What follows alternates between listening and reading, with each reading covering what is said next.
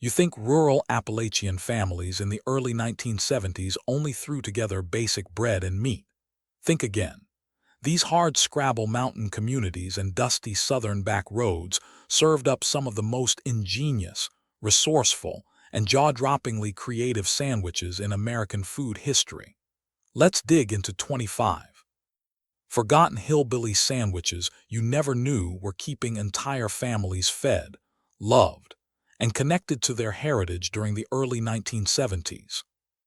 1. Fried green tomato sandwich.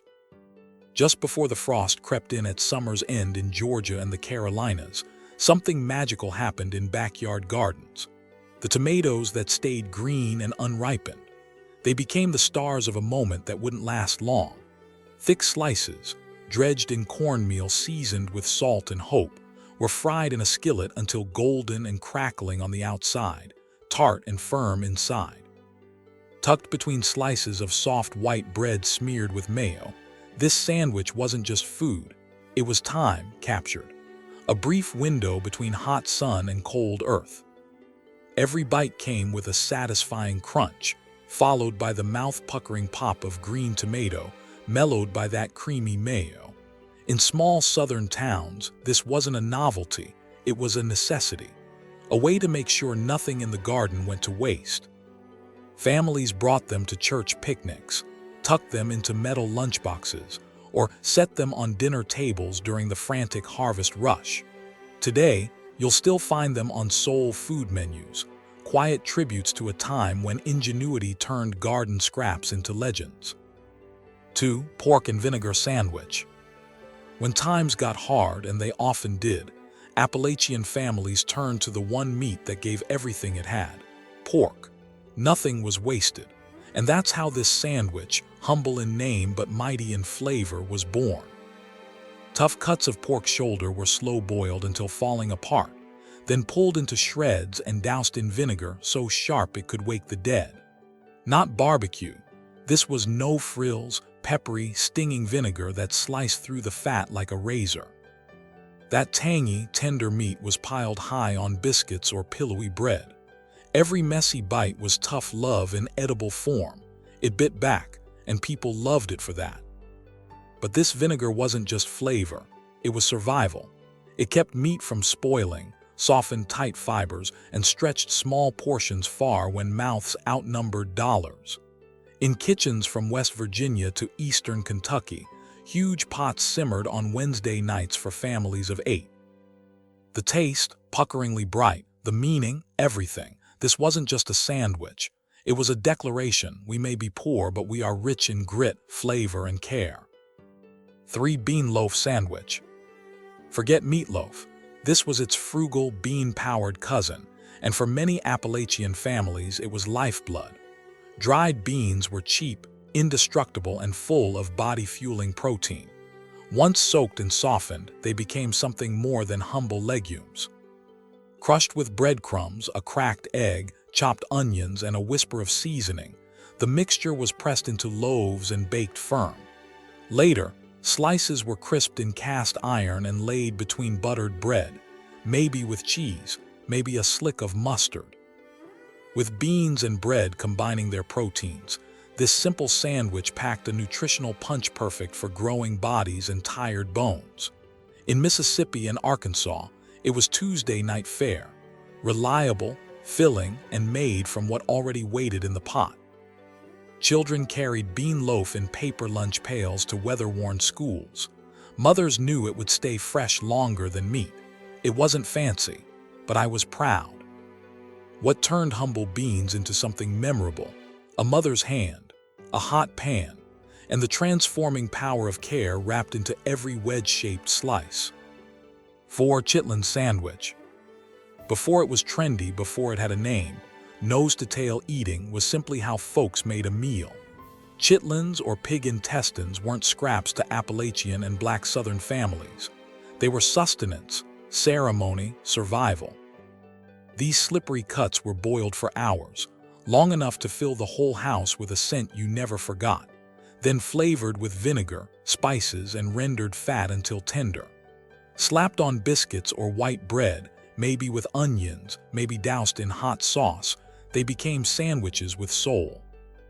Texture chewy, flavor, bold and unforgettable, but the story beneath the sandwich, that's where the richness lived. In many black families, chitlins weren't shameful. They were honored from slavery to supper. Every bite was a whispered name, a passed-down recipe, a reminder that nothing should be thrown away, not food and not history. Prepared with pride, served at holidays and Friday feasts, wrapped in tradition and resilience, this sandwich didn't just nourish. It reminded people where they came from and just how hard their ancestors had fought to stay fed. 5 grape jelly and loaf meat sandwich.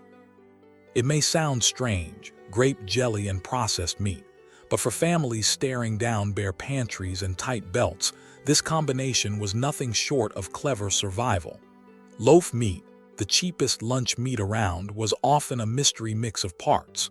But jelly turned it into something you could smile through. A swipe of grape jelly smeared over cold slices of mystery meat didn't just mask its metallic tang, it added sweetness that felt like luxury. The bread kept things steady, warm, and practical. Mothers knew that children wouldn't complain if the sandwich tasted like something close to candy. In Georgia hollers, West Virginia hills, and Kentucky coal towns, jelly stretched meals and delighted kids in one unexpected move. A simple jar lasted for days of imagined treats.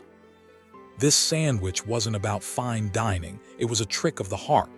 What made it matter was intention, a mother's magic turning the drab into a delight, making something cheap feel rich with love and jelly. 6. Deviled ham sandwich. Deviled ham came in tiny metal tins, with enough salt to make your tongue sting and enough meat to build something lasting.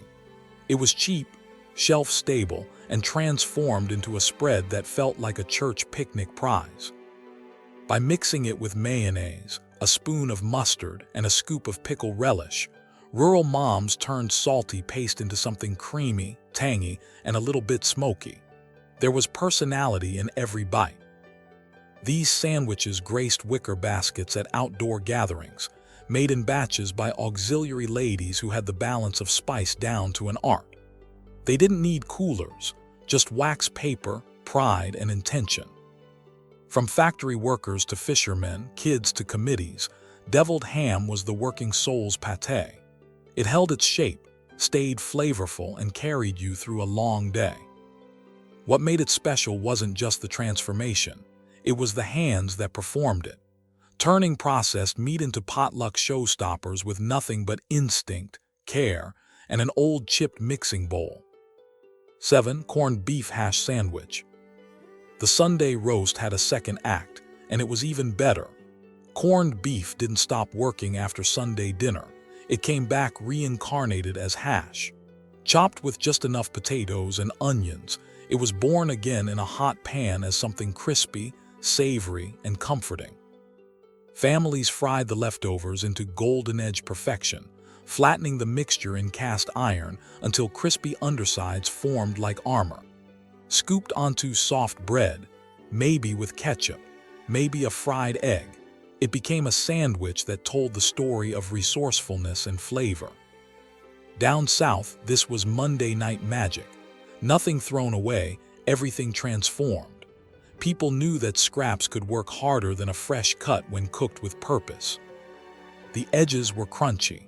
The potatoes held the richness together. The flavors told you someone cared enough not to waste a thing. This sandwich was proof that yesterday's meal didn't end when the plates were cleared. It lived on, hot, hearty, and satisfying, built for bodies that labored and hearts that appreciated good sense. 8. Fried egg and ketchup sandwich. It couldn't be simpler, and yet it couldn't be more beloved. Just a single egg, pan-fried so the yolk stayed golden and slightly runny, nestled between slices of soft white bread. Add a squirt of ketchup, maybe even a swipe of butter or mayo, and suddenly the ordinary became the unforgettable. This was the sandwich you'd wake up to before school, scarf at lunch between chores, or devour reluctantly for supper when time and money were both in short supply. Eggs came fresh from the coop. Bread was made or bought in bulk. Ketchup was a pantry staple. Together, they made warmth, nutrition, and comfort. Packed into lunch pails and backpacks, cold or warm, this sandwich did its job and then some. It filled the belly and soothed the soul. Children adored it. Adults respected it. Fried eggs and ketchup didn't pretend to be fancy, they just worked. Because in every bite lived a truth. The best things don't need to be complicated. They just need to be made with heart. 9. Peanut butter and pickle sandwich.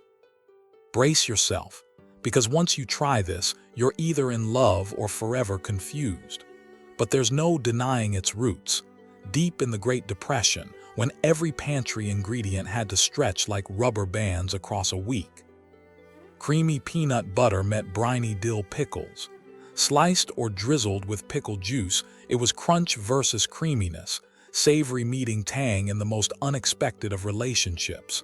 And somehow, it worked. Kids grew up thinking this combo was completely normal, and maybe it was. In Tennessee, Arkansas, and Kentucky, these sandwiches were lunchbox regulars and dollar savers. Mothers liked the protein. Children liked the crunch. Pickles were made from last summer's harvest. Peanut butter came in jumbo jars that didn't spoil. Some used relish instead of slices. Some stirred the brine right in. It didn't cost much but gave back plenty, energy, flavor, surprise. If you think it sounds awful, just remember, necessity is the mother of invention.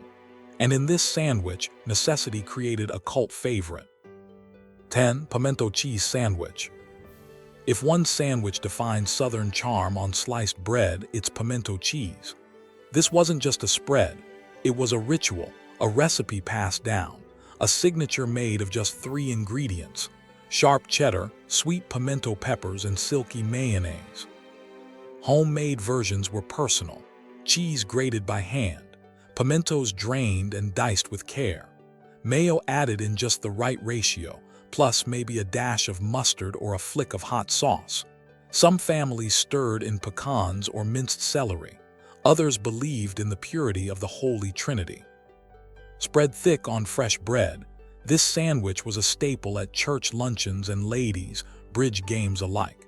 It fed workers and socialites with equal grace. It crossed class lines with the confidence of something that good.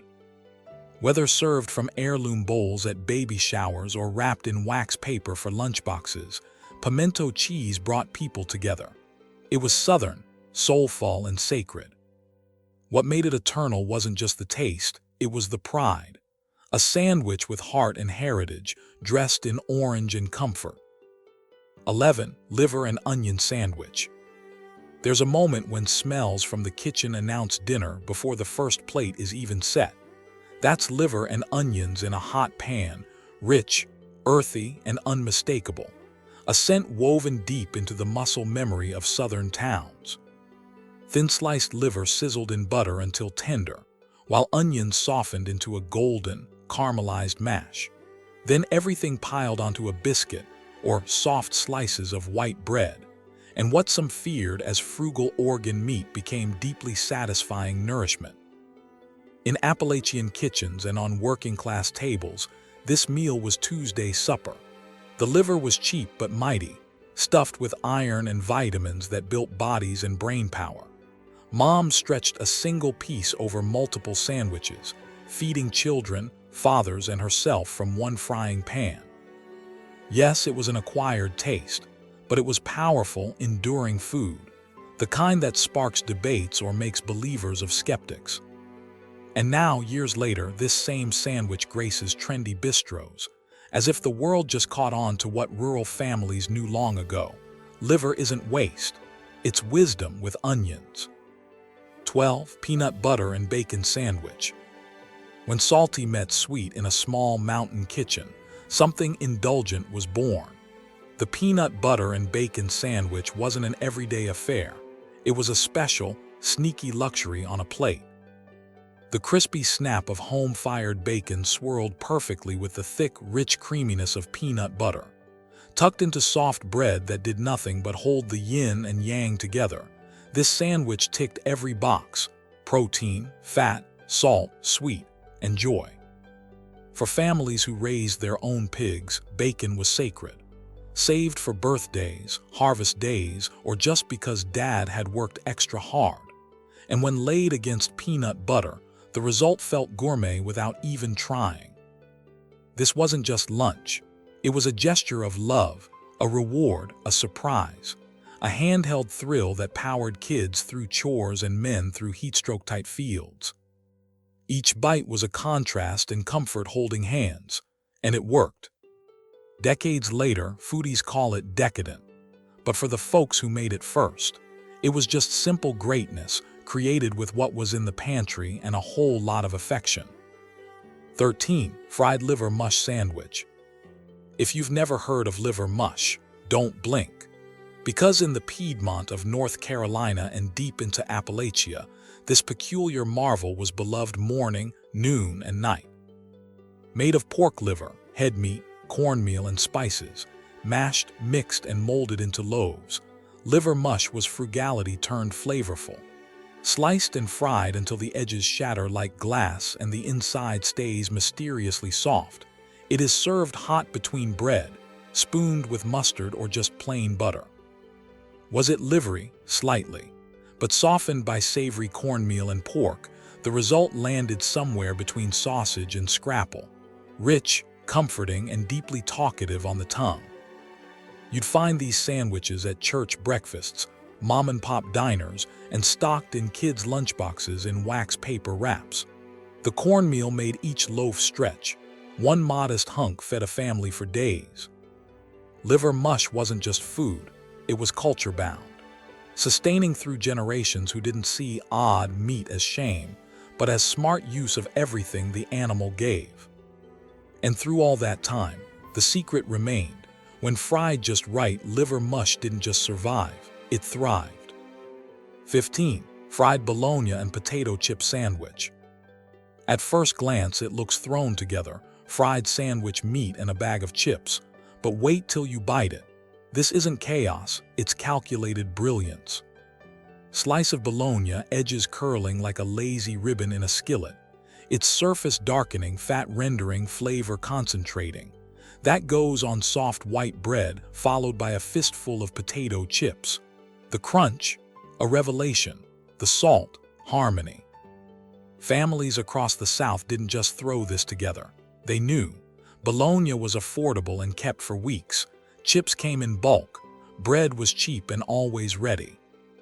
This sandwich landed in lunchboxes, thermoses, and breakroom benches. It was filling, fast, and it tasted undeniably good. So good, most kids wouldn't trade it even for cold cuts. But what elevated this humble stack was texture. Crackle against chew, fat against starch. Every bite snapped and softened all at once. Because when money was tight and time was shorter, Southern mothers reached for what worked and what made their children smile. Fried bologna and chip sandwiches didn't just please the taste buds, they told a story of scrappy deliciousness. 16. Butter and sugar sandwich. It sounds too simple to be real. Bread, butter, sugar. But to a child growing up in the rural South during lean times, this sandwich was more than food. It was magic. Soft white bread, slathered with a thick coat of real butter, then dusted with a generous sprinkle of white sugar. Pressed together and eaten fresh, the butter softened and the sugar created a crystalline crunch for every bite, half candy, half comfort. This wasn't a daily sandwich. It was a treat. A mother's answer when candy wasn't in the budget but affection still called for sweetness. Something to soothe a sick child. A reward after chores, a soft, sugary moment when the world felt heavy. To outsiders, it may seem almost silly, but for those who grew up with it, the butter and sugar sandwich was a warm memory curled up in crustless corners, a bite of joy made from almost nothing. Because sometimes, love shows up with just two pantry staples, and the timing to know when sweetness is most needed. 17. Fried catfish sandwich. In towns near muddy rivers and sleepy southern creeks, fried catfish wasn't just dinner. It was an event, a celebration pulled from the water by hand and turned into something indelible. Fresh-caught catfish were cleaned and filleted, then dredged in spiced cornmeal with a kick of cayenne or paprika, fried in bubbling oil until crispy, golden, and impossibly tender inside. The flakes of meat were delicate, sweet, perfect. Slid onto white buns, maybe with tartar sauce, a pile of slaw, or just bread and butter pickles.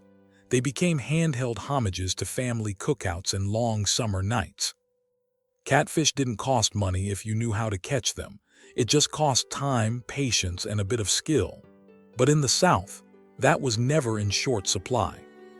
From Georgia to Louisiana, fried catfish sandwiches were the crown jewel of backyard fish fries and church weekends. The crunch, the tang, the cool slaw folding into the warm fillet created a harmony that didn't need explaining. This wasn't poor man's food. It was riverbank royalty. 18. Potato and onion sandwich. Born from tight pockets and cold cellars, the potato and onion sandwich was simple, sturdy, and heartbreakingly good. It didn't take much, just boiled potatoes and soft onions, mashed together with some butter, salt, pepper, and maybe a splash of beaten egg. Spread thick between slices of bread, sometimes even hearty fried potato bread. It was rich, filling, and incredibly comforting. Starchy hugs made edible. For many Appalachian families, potatoes were the most reliable crop, and onions stored through the winter filled the flavor gap when gardens were bare. This sandwich came out during the leanest months. It wasn't just food, it was planning. It was survival, and more than that, it was security. You could count on potatoes when you couldn't count on work. The mixture, soft and buttery, tasted better than it should have. There was no trick here, just honest cooking from resourceful hands who knew how to stretch root-cellar staples into something resembling happiness. Because in homes where hunger was a regular visitor, a warm potato sandwich said one beautiful thing: "You'll be full tonight." 19. Canned salmon salad sandwich. For families far from any coastline, canned salmon felt worldly, a silver-wrapped miracle pulled not from rivers but grocery shelves. It was cheap, long-lasting, and packed with richness that didn't require refrigeration or fishing boots. Mixed with mayo, diced celery, maybe onion, and a spoon of sweet pickled relish, canned salmon transformed into a salad that felt oddly fancy, despite its humble origins. Spoon it onto bread, and it became something gentle but strong, tangy, fish-forward, with a cool crunch in every bite. Mothers saved salmon salad for nicer occasions, picnics, Sunday guests. It was the working mom's answer to tuna with class. The fishiness wasn't hidden. It was embraced, balanced against creaminess and crunch. And in Appalachian kitchens, where access to fresh seafood was unheard of, it felt like bringing a bit of the ocean into the hills. What made this sandwich matter wasn't just its taste. It was its symbolism, of resourceful abundance, of making something elegant from a tin, and of standing tall at a church potluck without paying more than a few coins per serving. 20. Ham and cheese sandwich. It's the one everyone knows. No gimmicks, no surprises, just ham and cheese packed between slices of sandwich bread with a swipe of mustard or smear of mayo. Simple, consistent, and completely satisfying. The ham was usually sliced fresh from a deli counter and wrapped in waxy paper. The cheese, mild American, mature Swiss, or sharp cheddar, was chosen by preference or paycheck. Sometimes lettuce or tomato joined the party. This sandwich didn't need to shine, it needed to perform. Day after day, in brown bags opened on job sites, school cafeterias, picnic grounds. It was routine, but routine wrapped in care. What made it special wasn't just flavor, it was familiar. The fact that it was always there when you needed something that wouldn't go wrong, wouldn't leak, wouldn't fail. During the Depression or war rationing, even a few slices of good ham felt indulgent. That made this sandwich, however plain, a quiet source of pride and stability. It might not tell the loudest story, but it tells one everyone knows. This is food you can count on. 21. Fried egg and cheese sandwich. A sandwich doesn't need bells and whistles to be unforgettable. Sometimes it's just an egg, a slice of cheese, and toast kissed with butter. The fried egg and cheese sandwich was morning love wrapped in crisp golden bread. The egg cooked any way you fancied, over easy with that rich yolk oozing, or firm and neat for grab and go. Cheese, usually American for that creamy melt. It blanketed the egg, marrying richness and warmth. Bread was buttered and toasted until it crackled. I mean that perfect crisp that echoes ever so slightly in your head when you take that first bite. Quick to make, easy to love. This was breakfast for busy mornings and midnight cravings alike. Teenagers learned to make it themselves. Parents whipped them up as backpacks were zipped and car doors slammed. You didn't need a restaurant. I didn't need even a full fridge. Just 3 ingredients and a little know-how. This sandwich didn't overcomplicate, it over-delivered. And in kitchens across rural America, it made mornings feel hopeful and homey with every bite. 22. Tuna salad sandwich. The tuna salad sandwich earned its lunchbox loyalty across generations. It was dependable, affordable, and entirely customizable. One of those meals that could be whatever you made it. At its core, canned tuna and mayo. From there, the possibilities stretched. Celery gave it a snap. Chopped boiled eggs added richness. Pickle relish brought bites of brightness. Add onions, capers, even curry, and bam, you were a lunch artist. Folded gently onto white or wheat bread, and usually cushioned with a crisp leaf of lettuce to guard against sogginess. It became the ideal little parcel of protein, prepped early and eaten anywhere. For moms planning a week's worth of school meals or summer outings without refrigeration, this sandwich was golden. Tuna stayed cool for hours, actually improved in flavor as it chilled, and packed a nutritional wallop. Kids loved its creamy, familiar bite. Adults appreciated its no-fuss prep. And just like that, tuna salad became a timeless favorite. Everyone had their version, their little extra that made it feel like theirs. Because sometimes, tradition is created one spoonful at a time. 23. Liverwurst sandwich. Liverwurst wasn't for the crowd. You either adored its deep, iron-like flavor or politely passed. But among those who cherished it, the liverwurst sandwich was a lunchtime legend. This spreadable meat made from ground liver, pork, and secret spices was bold-flavored and buttery in texture. Rye bread was the go-to base, sturdy, hearty, and never overwhelmed. A swoosh of mustard, a paper-thin slice of onion, maybe some crisp lettuce. That was all it needed. Liverwurst came with history. German and Jewish immigrants brought it stateside, and soon enough, this sandwich became a staple in lunchboxes from factories to farms. It was rich in nutrients, especially iron, and didn't break the bank. For families who knew how to balance strong flavors, this sandwich was a hit of comfort and nostalgia. Not flashy, not fussy. Add a sliced boiled egg and you had a full meal. Pass it down to your kids and you pass down a taste of another time. This sandwich was about using what's available and honoring the flavors that lasted longer than any trend. 24. Spam sandwich. Spam was born in wartime and raised by resilience. A pink block of mystery meat that became, for many families, the flavor of making do and digging deep. Spam was salty, sturdy, and surprisingly versatile, which made it a go-to for sandwiches when choices were slim. Thin slices could be served cold with mustard and lettuce, or pan-fried till golden and crispy around the edges. And oh, that crackle of seared spam on soft white bread, simple perfection. In World War II households, spam was often the only meat to be had.